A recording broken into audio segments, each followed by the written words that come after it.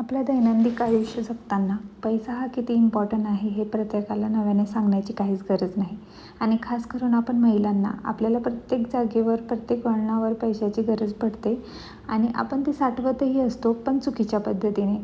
आपण काय करतो, काही गोष्टींमध्ये पैसे इन्व्हेस्ट करतो की कधीतरी कामं येईल, पण त्यानंतर त्या गोष्टींचा काहीच उपयोग होत नाही. त्याच्यातल्याच आज मी काही तुम्हाला गोष्टी सांगणार आहे, तर व्हिडिओ नक्की शेवटपर्यंत बघा. काय टिप्स देणार आहे. तर पहिली गोष्ट ही आहे की आपण खूप सारा खर्च साड्यांवर करत असतो. नकळत दुसऱ्या कोण्याने एखादी साडी घेतली आपल्या मैत्रिणीने किंवा शेजारीने, तर आपण तशीच साडी आपल्यालाही पाहिजे असा हट्ट करतो आणि साडींमध्ये खूप सारा पैसा आपण कपड्यांमध्ये किंवा साड्यांमध्ये आपण खूप सारा पैसा वेस्ट करतो. तर साडी घेऊच नाही असं नाही आहे, पण कधीकधी ह्याची काहीच गरज नसते, तेव्हाही आपण साड्या भरमसाठ घेऊन ठेवतो. त्याऐवजीच आपण त्या साठवून जर त्याच्यामध्ये गोल्ड किंवा दुसऱ्या सिल्वरच्या काही गोष्टी घेतल्या, तर ते एखाद्या वेळेस आपल्याला उपयोगी पडू शकतात. तशाच प्रकारे आपण महिन्याला SIP केली पाहिजे.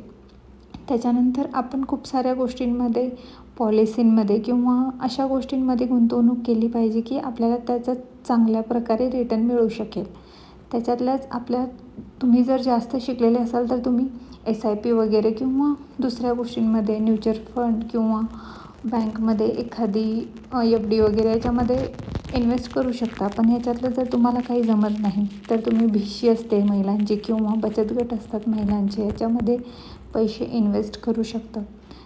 त्याच्यानंतर बऱ्याच अशा गोष्टी आहे की ज्याच्यामध्ये तुम्ही पैसे इन्व्हेस्ट करू शकतात. काहीच जमत नसेल तर महिन्याचा खर्च जेव्हा तुम्हाला पैसे दिले जातात, त्याच्यातल्याच काही ठराविक रक्कम तुम्ही साईडला ठेवून एखाद्या पिगी बँकमध्ये आपल्याला गुल्लक करून त्याच्यात ठेवू शकता.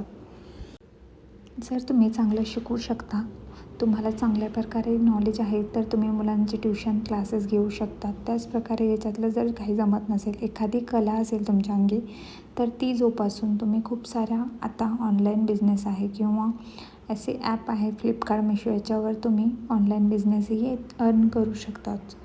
जर याच्यातलं काही जमत नसेल, तर तुम्ही खूप साऱ्या गोष्टी अशा आहेत की तुम्ही टिफिन वगैरे ह्या सर्व्हिसेस सुरू करू शकतात. आणि पैसे जर असेल आपल्याकडे, तर कधी ना कधी 1-2 महिन्यात गोल्डची खरेदी करून ठेवा. नक्कीच तुम्हाला ते कामी येते.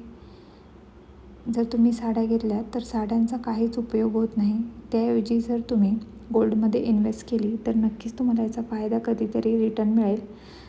याच्यातल्या काही मोबाईलमध्ये आपले ॲप असतात, त्याच्यात तुम्ही थोडे पैसे महिन्याला किंवा ठराविक रक्कम ठेवू शकतात. त्याचऐवजी प्रत्येक डब्यामध्ये डाळीचे डबे असतात आपल्याकडे, त्याच्यात जर तुम्ही थोडे पैसे उरलेले आणून टाकत गेले, तर महिन्याच्या शेवटी तुम्ही बघाल की तुमच्याकडे एक ठराविक रक्कम असेल.